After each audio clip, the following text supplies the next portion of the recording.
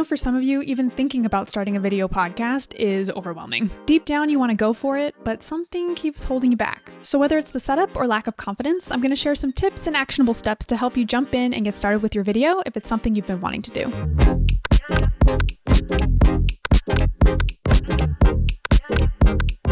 Hi, I'm Alexis, a podcast manager who helps business owners and passionate hobbyists level up their podcast visibility with professional audio and video. I work with clients on a wide scale, from working at home using their webcam on their laptop, or even using an extra camera they had lying around, to renting out a studio that provides all of the fancy equipment for you. But before we get into why you may be struggling, we need to do one thing first. Decide if you want to do video or not, and commit. Now, what do I mean by that? You're like, Alexis, I clicked on this video. Of course I want to start video. But do you actually? Like, are you committed to doing the video when the tech isn't working? When you're frustrated by how you look on camera that day? When you don't feel like it? Are you committed to working through that each week or each month? Are you committed to keep going when you don't see the results you hoped for? If yes, then great, you're in the right place. I just wanted to plant that seed before we get into the rest. Okay, now that that's out of the way, if you clicked on this video, I'm going to assume 1, you haven't started the video portion of your podcast yet, or 2, you're struggling to stay consistent recording your video with your audio. And usually this happens because you're not really sure what equipment to start with. But guess what? You don't need the best of the equipment to get started. Yet. By now you have most of your audio equipment and you're comfortable with how to use it. Let's take a second to give you a round of applause. Because there was one time when all of this was overwhelming. So give yourself a pat on the back because you should be proud of how far you've come. Now, with video, you're going to have all of those feelings all over again. So what video equipment do you need to start with? Your laptop camera and your phone can be used for remote interviews. And then if you're doing in-person interviews, your phone can do the job for that as well. Personally though, I'm team phone, and this is why. This is me using my laptop camera, and this is me using my phone. See the difference? Phones these days are just as good as using a normal camera. For reference, my phone is an iPhone 12. Again, phone camera, laptop camera. And this is what me behind the camera editing looks like. I just noticed something that I wanted to share here, but since editing this video, iPhone has come out with an update that does the automatic emojis when you are on a video. So like the thumbs up or the heart, and then like the heart emojis start, fluttering out. This setting needs to be turned off before you start recording your podcast. Otherwise, you will have emojis popping up during your interview and it'll be very distracting. So I will show you a quick tutorial of how to turn that off. Okay, so unfortunately, this tutorial is only going to be a photo because for whatever reason, I can't record this without being on a FaceTime call. So whenever you are on a FaceTime call or any video call, swipe down from the top left of your screen to pull up the control center, which is this screen here. And as you can see with the red circle, it says video effects. Tap that so it's completely turned off. So that way when you are recording your video, you won't have those emojis popping up. Otherwise, if it is highlighted, it will definitely show you a thumbs up randomly. Maybe you'll have fireworks behind your head. So do that while you're on a video call of some sort. Go into your control center and then tap off, the video effects button, and that should hopefully help. Okay, back to the video. If you're filming with your phone, I would sync your video and audio in post-production so you have high quality video and crispy sounding audio. Don't stress yourself out trying to figure out what camera to use. The most important part is just to get started. If you're someone that goes all in on something and wants to start off with the best of the best, then comment down below and let me know. I'd be happy to dive deeper into that in another video. But for now, we're trying to get you comfortable with video, so let's focus on that.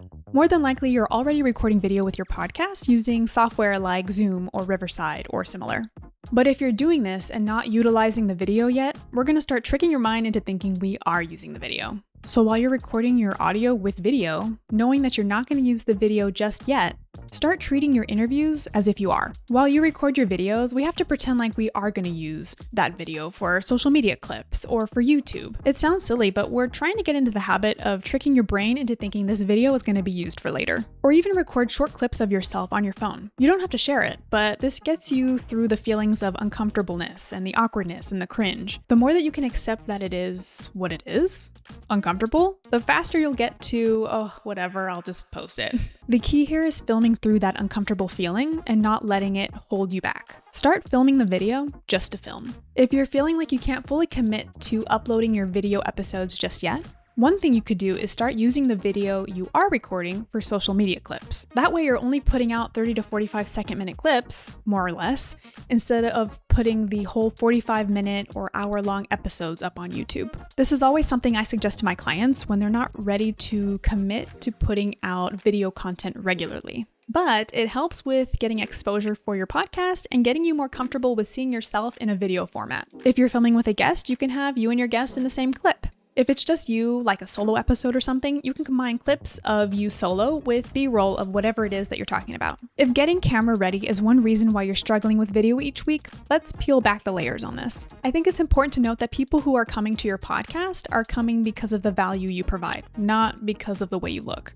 They're not coming to your podcast to judge what you're wearing or what you look like that day. If anything, people value the raw and the realness of podcasting. It's more relatable. Of course, there's nothing wrong with getting camera ready. If you're just feeling lazy and you don't want to get ready to film video, that's one thing. But remember, this goes back to what I was saying earlier. Either commit to video or don't. If you're not fully committed, then yeah, you're gonna struggle with staying consistent with video each week.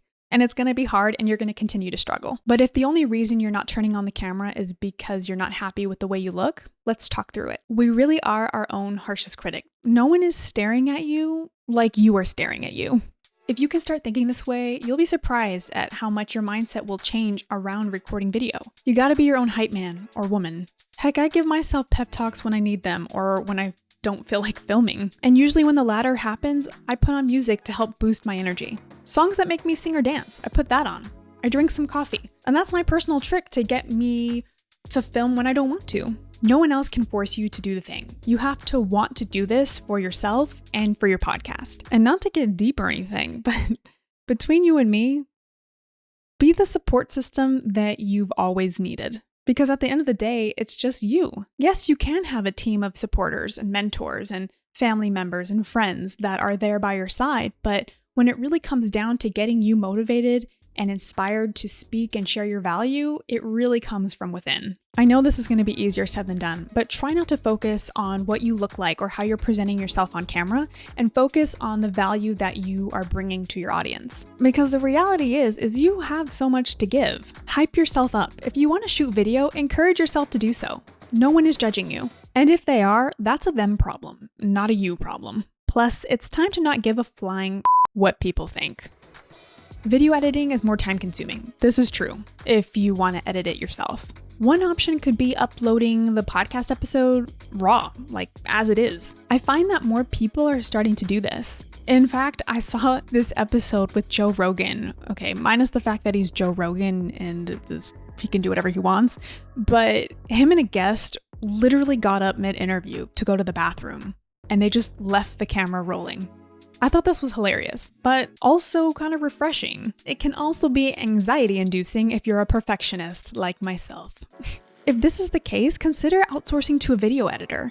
Guaranteed you can find a video editor or even a virtual assistant who offers these services within your budget. But always ask for a portfolio before you hire the person, just so you know what you're getting yourself into, what their work looks like, and what you can expect from them. But if outsourcing isn't something that you are willing to do just yet, or maybe you don't have the budget for, know that podcasting, part of it is the real and the rawness of it.